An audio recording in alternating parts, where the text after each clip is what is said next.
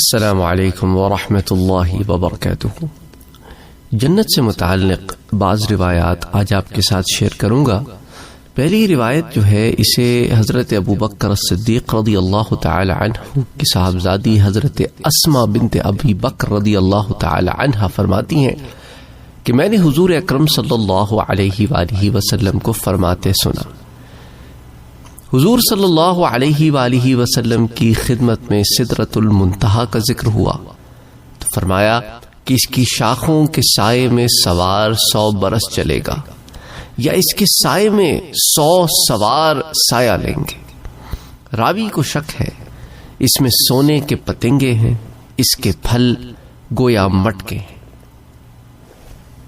اسے امام ترمذی نے روایت کیا ہے۔ اب سدرۃ المنتہا سے متعلق میں آپ کو پہلے بھی تفسیرات دے چکا ہوں، سیرت النبوی کے باب میں بھی، اس کے بعد بھی۔ یہ سدرہ کہتے ہیں بیری کو عربی میں، اور منتہا کیونکہ یہ مقام انتہا ہے۔ یہ بیری کا درخت 7ویں آسمان کے اوپر، یہاں فرشتوں کی انتہا ہے کہ کوئی فرشتہ جو زمین پر آتا ہے اس سے آگے نہیں بڑھتا، اور عرشی فرشتے اس سے نیچے نہیں آتے، حتیٰ کہ لوگوں کے اعمال فرشی فرشتے یہاں تک پہنچاتے ہیں، پھر وہاں اوپر والے فرشتے لے لیتے ہیں اور اوپر پہنچاتے ہیں، اس لیے اسے منتہا کہا جاتا ہے۔ اس کا ذکر قرآن مجید میں بھی ہے، یا اس کی انتہا جنت میں ہے، یا اس کے آگے کسی کا علم نہیں بڑھتا کہ اوپر کیا ہے۔ ان وجوہ سے اسے منتہا کہا جاتا ہے۔ اور رہا بات اس بات کا کہ اس کے سائے میں 100 سوار سایہ لیں گے یا ایک سوار 100 برس تک چلے گا، تو بی بی اسماء کو شک ہے کہ حضور صلی اللہ علیہ وآلہ وسلم نے ان دو باتوں میں سے کیا بات فرمائی۔ پہلی بات زیادہ ظاہر ہے، یا یہ کہ بعض لوگوں کو وہ سایہ اس قدر محسوس ہوگا، بعض کو اس قدر۔ اچھا، جہاں تک اس بات کا تعلق ہے کہ اس میں سونے کے پتنگے ہیں، اس کے پھل گویا مٹکے ہیں، تو یہ پتنگے وہاں پر مقرر شدہ فرشتے ہیں جن کے پر چمکیلے ہیں۔ اس بیری کے پھل بڑے مٹکوں کی طرح ہے جو ٹھنڈے میٹھے مکھن جیسے گودے سے بھرے ہوئے ہیں۔ عموماً اگر آپ نے بیری کا درخت دیکھا ہو تو اس کے پتے چھوٹے ہوتے اور بیر کوئی بہت بڑا پھل نہیں ہوتا، لیکن وہاں کا حال جدا گانا ہے۔ اسی طرح حضرت انس رضی اللہ تعالی عنہ فرماتے ہیں کہ حضور اکرم صلی اللہ علیہ وآلہ وسلم سے پوچھا گیا کہ کوثر کیا ہے؟ فرمایا یہ ایک نہر ہے جو اللہ نے مجھے عطا فرمائی ہے، یعنی جنت میں دودھ سے زیادہ سفید، شہد سے زیادہ میٹھی، اس میں پرندے جن کی گردنیں اونٹوں کی گردنوں کی طرح ہیں۔ قال عمر، حضرت عمر رضی اللہ تعالی عنہ نے کہا کہ ان هذه لناعمۃ، یہ تو بہت خوب ہے۔ تو حضور صلی اللہ علیہ وآلہ وسلم نے فرمایا وہاں کے کھانے ان سے بھی زیادہ خوب ہیں۔ اب اس حدیث سے معلوم ہوتا ہے کہ حوض کوثر جنت کے اندر ہے، وہاں کی شاخیں جنت کے باہر بلکہ میدان محشر میں پہنچی ہوں گی، جیسا کہ پہلے بھی آپ سے ذکر کر چکا ہوں۔ تو وہاں پر جو مرغ ہیں یا شتر مرغ ہیں گویا، مگر ان کا حسن و جمال رب ذوالجلال ہی جانتا ہے۔ اور جہاں تک حضرت عمر کے قول کا تعلق ہے تو یعنی یہ نعمتیں بہت اچھی ہیں، یا وہ شتر مرغ بہت عمدہ موٹے خوشنما ہوں گے، تو پھر حضور صلی اللہ علیہ وآلہ وسلم نے کہا کہ وہاں کے کھانے ان سے بھی زیادہ خوب ہیں، یعنی کہ یہ پرندے تو فقط دیکھنے کی نعمت ہے جو بڑی بھلی معلوم ہوگی، اگر وہاں کے کھانے دیکھو تو وہ ان سے کہیں زیادہ اچھے۔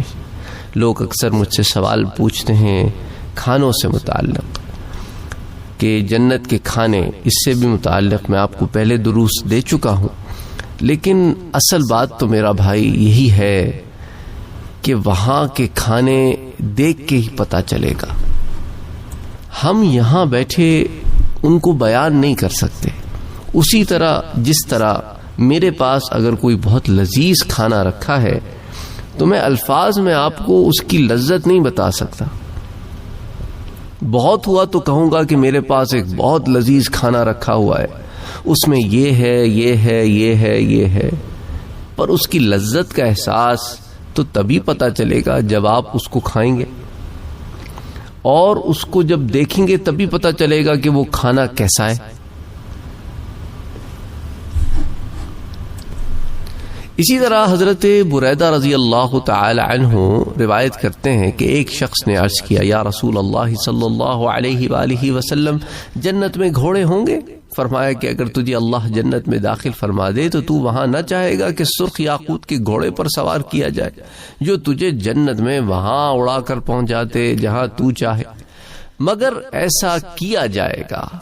اور حضور سے ایک شخص سے پوچھا کہ یا رسول اللہ صلی اللہ علیہ وآلہ وسلم، الفی الجنت من ابل، کیا جنت میں اونٹ بھی ہوں گے؟ راوی کہتے ہیں کہ اس سے حضور نے وہ نہ فرمایا جو اس کے ساتھی سے فرمایا تھا، بلکہ فرمایا اللہ اگر تجھے جنت میں داخل فرما دے تو وہاں تیرے لیے ہر وہ چیز ہوگی جو تیرا دل چاہے اور تیری آنکھیں پسند کرے۔ اب اس میں بہت ساری چیزیں اگر آپ غور کریں سمٹی ہوئی ہیں کہ اگر ہم اس بات پر غور کریں کہ عرض کیا گیا کہ یا رسول اللہ جنت میں گھوڑے ہوں گے، تو شاید اس پوچھنے والے سائل کو گھوڑے پسند ہوں گے، اس لیے وہ سوال فرمایا کہ میری مرغوب چیز بھی وہاں ہوگی یا نہیں۔ خیال رہے کہ جنت میں جو چاہو گے وہ ملے گا، جو چیز وہاں کے لائق نہ ہو اس کی خواہش دل میں پیدا ہی نہیں ہوگی۔ اب مثال کے طور پہ اگر کوئی وہاں پہ کہے کہ بھائی مجھے حقہ چاہیے، تمباکو والا پان چاہیے، تو یہ خواہشات جنت کے مطابق نہیں ہیں، اس لیے عطا نہیں ہوں گی۔ اب ایسی خواہش وہاں پیدا ہی نہیں ہوگی۔ انسان کہتا ہے کہ بھئی مجھے اگر خواہش ہوئی پھر تو ہوگی ہی نہیں۔ ایسی شے جو جنت کے مطابق نہیں ہے اس کی خواہش جنتی کے دل میں آئے گی نہیں، یہی تو کمال ہے۔ اچھا، جہاں تک یہ کہا کہ بھئی گھوڑے کے متعلق، تو یعنی اگر تم وہاں گھوڑے کی خواہش کرو گے تو تم کو اس کے یہ لید پیشاب کرنے والا، زمین پر دوڑنے والا ایسے گھوڑے نہیں ہیں، بلکہ وہاں تو یاقوتی گھوڑا تمہیں عطا کیا جائے گا۔ خیال رہے کہ وہاں جنتی کی اپنی اپنی رفتار اتنی تیز ہوگی کہ اس کا گھر کئی میل کے علاقے پہ ہوگا اور اس کا اپنا مملوکہ رقبہ تو دنیا بھر سے زیادہ ہوگا، مگر وہ ایک لمحے میں جہاں چاہے گا چلے جائے گا۔ ایسی سپیڈ اللہ تعالیٰ جنتی کو عطا فرمائے گا، تو وہ گھوڑے کی سواری کا محتاج نہیں ہوگا، وہ تو شوق سے کرے گا۔ تو یہ گھوڑا وغیرہ کی جو عطا ہے یہ اسے اس کی عزت اور زینت کے لیے ہوگی۔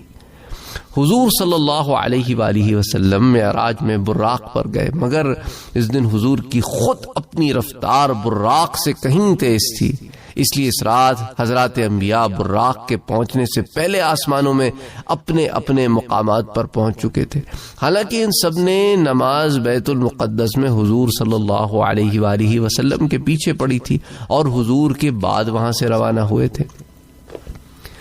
اور جہاں تک اس جملے کی بات کا تعلق ہے کہ راوی نے کہا کہ حضور نے اس سے نہ فرمایا جو اس کے دوست سے فرمایا جب اس نے اونٹ کے متعلق سوال کیا، کہ بلکہ اسے ایک جامع جواب عطا فرمایا جس سے اس کے تمام سوالات حل ہو گئے، ورنہ لوگ پھر کوئی بھیڑ کا پوچھتا، کوئی بکری کا پوچھتا، کوئی کچھ پوچھتا، کوئی کچھ پوچھتا۔ تو ایسی جامع حضور نے ارشاد فرمایا کہ دیکھیں نا حضور نے کیا فرمایا، یہ ان تمام سوالات کا جواب ہے جو میرے پاس بکثرت آتے ہیں اور میں انہیں یہی جواب دیتا ہوں، لیکن پھر بھی وہ سوالات آتے ہیں۔ حالانکہ یہ بات اپنے اندر بڑی جامع ہے، مجھے سمجھ نہیں آتا کبھی کہ اتنی جامع بات کے بعد بھی کوئی سوال کیسے ہو سکتا ہے، کہ حضور نے فرمایا کہ تجھے جنت میں اللہ داخل فرمائے تو وہاں تیرے لیے ہر وہ چیز ہوگی جو تیرا دل چاہے گا اور تیری آنکھیں پسند کریں گی۔ اور پہلے اس بات کی وضاحت ہو چکی ہے کہ وہ چیز انسان کے دل میں آئے گی نہیں، اس کی خواہش کا اظہار ہی نہیں کرے گا جو جنت کے مطابق نہ ہو۔ تو اس حدیث کی تائید میں قرآن کریم کی وہ آیت بھی موجود ہے، دیکھیں نا، وَفِيهَا مَا تَشْتَهِي الْأَنفُسُ وَتَلَذُّ الْأَعْيُنُ، یعنی وہاں ہر وہ چیز جس سے تیرا نفس خوش ہو جائے اور تیری آنکھیں ٹھنڈک پائیں کہ واقعی یہی چاہیے تھا.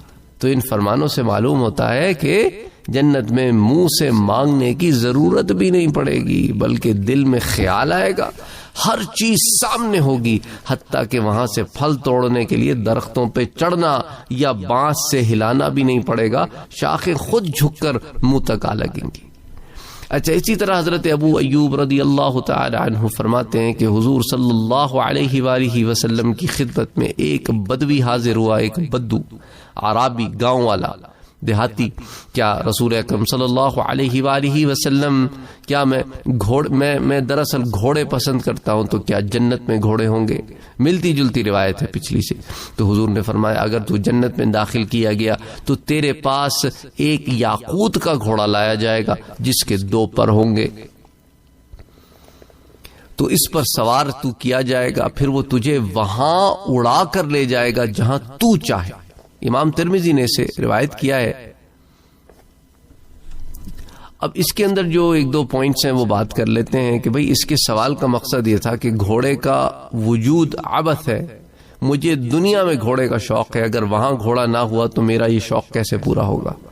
اور اگر میرا یہ شوق پورا ہوا تو ایک عبث بلکہ جنت کے شان کے خلاف چیز ہوگی، کیونکہ گھوڑا تو گندگی کرتا ہے، اس کو گھاس چاہیے، دانا چاہیے، ضروریات ہیں اس کی. یہ چیزیں وہاں کہاں؟ حضور صلی اللہ علیہ وآلہ وسلم نے کیا اسے خوبصورت جواب دیا کہ تو جنتی گھوڑے کی فکر نہ کر، بلکہ اپنے جنتی ہونے کی فکر کر کے اگر تو اللہ کے فضل سے جنتی ہو گیا تو جنت کا عالم یہ ہے کہ تو جو چاہے گا تجھے ملے گا. اور وہاں کے گھوڑے کی شان یہ ہے کہ وہاں کا گھوڑا یاقوت کا ہوگا اور تجھے لے کے اڑے گا جہاں تو چاہے گا. اب دیکھیں نا، وہ گھوڑا نہ تو مستی کرے گا، نہ اکڑ جائے گا، نہ اسے لگام کی ضرورت ہوگی، نہ تیرے کنٹرول کی، بس تو خواہش کا اظہار کر یہاں جانا ہے وہاں تجھے لے کے چلا جائے گا، پل بھر میں تجھے پہنچا دے گا. اور امام طبرانی نے بروایت حضرت ابو ایوب انصاری مرفوعا نقل فرمایا ہے کہ جنتی لوگ اعلیٰ درجے کے یاقوتی اونٹوں پر سوار ہو کر اپنے دوست و احباب سے ملنے جایا کریں گے. جنت میں صرف اونٹ اور پرندے ہوں گے. بعض علماء نے یہ بھی لکھا ہے، خیال رہے کہ وہاں یہ دنیا کے اونٹ یا پرندے نہ ہوں گے بلکہ خود جنت کی مخلوق ہوں گے. جیسے حور و غلمان کی جنت تو صرف انسانوں کے لیے ہے، وہاں جو چیزیں تخلیق کی گئی ہیں جو دنیا کی ان چیزوں سے کچھ مشابہت رکھتی ہیں لیکن وہ ہیں جنت ہی کی تخلیق. تو بہرحال بعض علماء نے اس میں بعض چیزیں اور بیان کی ہیں. اور حضور اکرم صلی اللہ علیہ وآلہ وسلم کی امت کے لیے یہ ایک بہت بڑا اعزاز ہے. جیسے روایات میں آتا ہے، حضرت بریدہ رضی اللہ تعالی عنہ فرماتے ہیں کہ حضور اکرم صلی اللہ علیہ وآلہ وسلم نے فرمایا کہ جنت والے 120 صفیں ہوں گی جنتیوں کی، جن میں سے 80 صفیں میری امت کی ہیں اور 40 صفیں باقی ساری امت کی ہیں. تو اس میں آپ اندازہ کریں. اسے ویسے تو امام ترمذی نے، امام دارمی نے، امام بیہقی نے کئی کتب میں اس کو روایت کیا گیا ہے.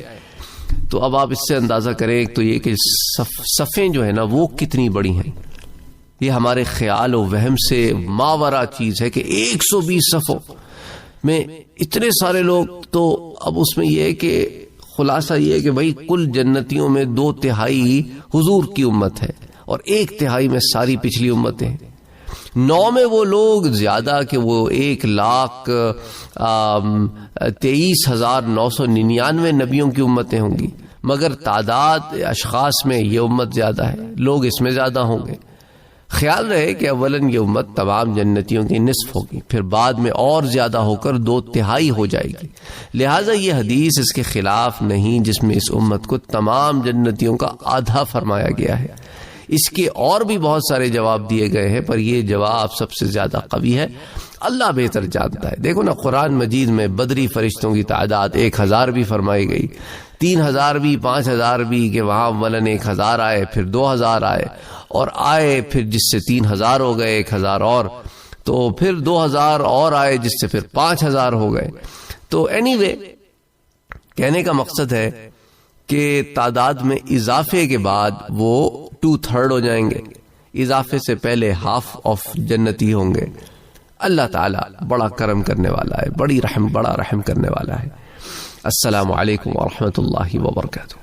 اگر آپ نے ابھی تک ہمارے چینل کو سبسکرائب نہیں کیا ہے تو سبسکرائب کا بٹن دبائیں، بیل کے آئیکن کو پریس کریں تاکہ آپ کو ریگولر نوٹیفیکیشن اپڈیٹس مل سکے اور آپ ہمیں ہمارے لائیو سیشنز میں بھی جوائن کر سکیں۔ ویڈیو پسند آنے کی صورت میں لائک، شیئر اور کمنٹ کرنا نہ بھولیں۔